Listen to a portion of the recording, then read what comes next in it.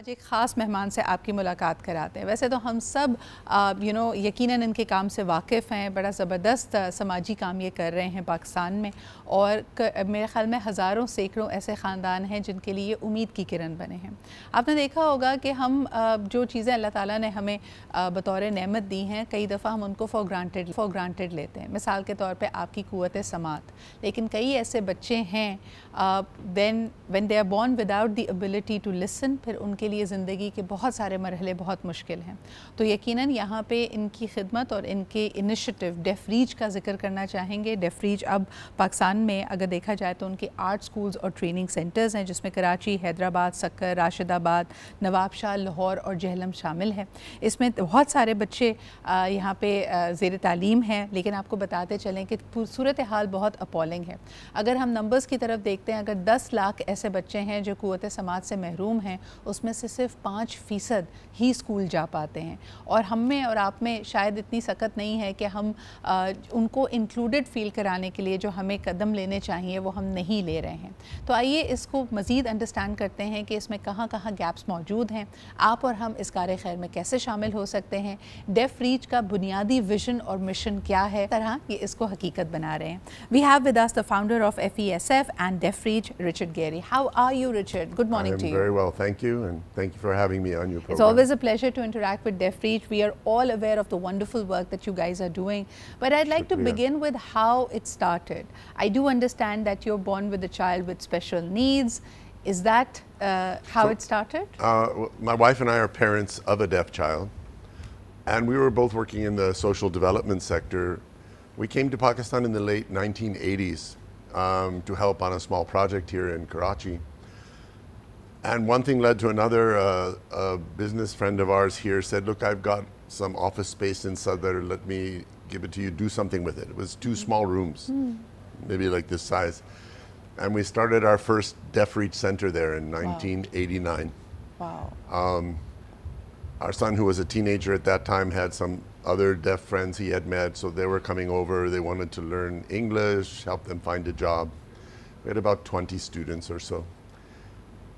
And from those small beginnings, this just continued to grow. Parents brought their deaf children. We had some small bache come, and we started a small primary class, and we split the day half and half.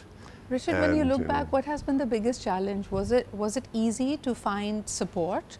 Was it easy to find trained staff? And because I know one of the key interventions that Deaf Reach has made is actually putting together a Pakistani sign language standard. Yeah, so I mean, education for deaf children here was sorely lacking, quite honestly.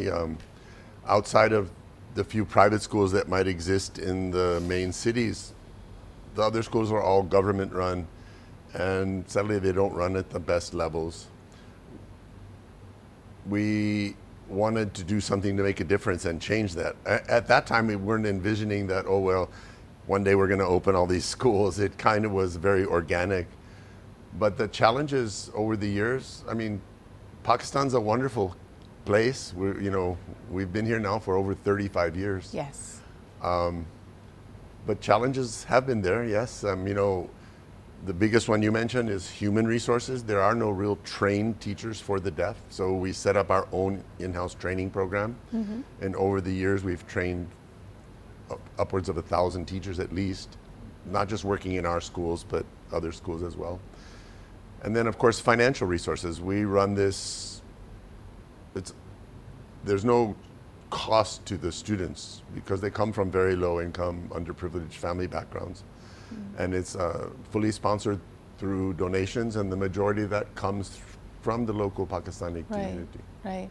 So what has been the biggest change in mindsets? I'm sure that there existed a trust deficit, just like you mentioned. There were very few schools, and there were government schools who were not running at the best of the mark. When these students would come in, what were the expectations of the parents? Well, I think they're grateful that there was an opportunity for their children. Of course, being foreigners, there's obviously that trust factor. It took us time to build that, especially when we would open a school. I'm reminded we opened our school in Sakar in 2010, right after the floods. And we started with about 25 children in the local area. And, you know, people sort of looked at us, ye kya cheez, who are these goras? What are they doing here, you know? I mean, our staff, of course, were all local. But after that trust was built, I mean, slowly that grew, and within 2 years, we had over 200 children. Today, we have 350 Right. children attending our school there. Richard, usually, I mean, again, education is a challenge in Pakistan. There are so many able students who are unable to get themselves into school. So especially for a child with special needs, they usually miss that early intervention. So is it far difficult when you get a child who's probably, you know, older, maybe 10 years old, and he's never had an intervention? Yes. How quick are they to adapt to the ways and to learn and train? I mean, that's the biggest challenge, actually, is when children are, especially, keep in mind that the biggest challenge for a deaf child is not necessarily his so-called disability, but language deprivation.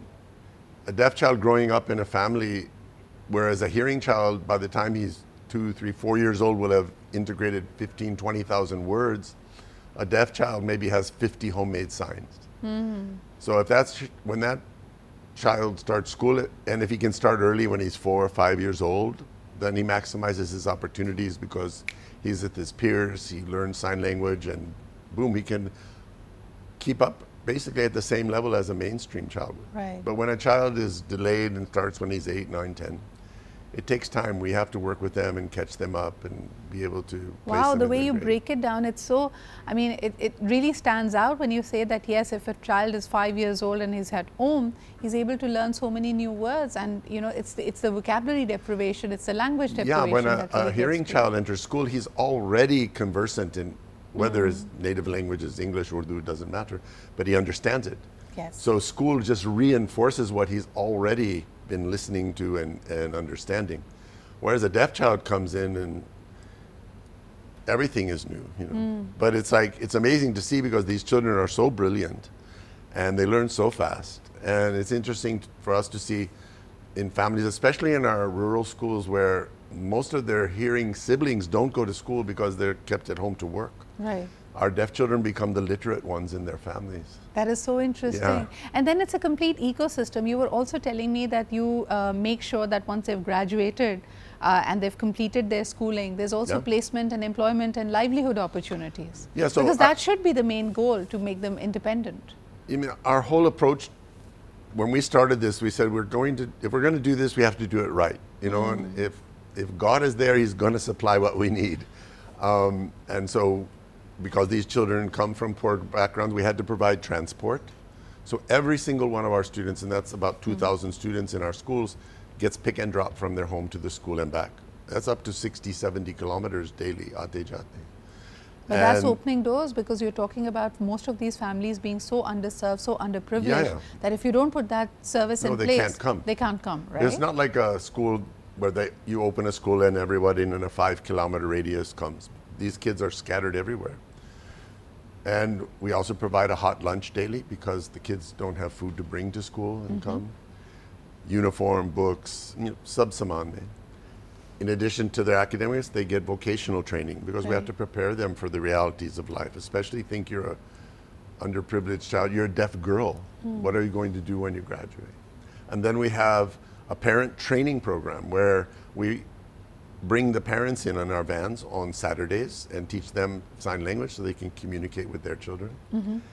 And as you mentioned, when our students are ready to graduate, we have a job placement program. So we've liaised with the corporate sector.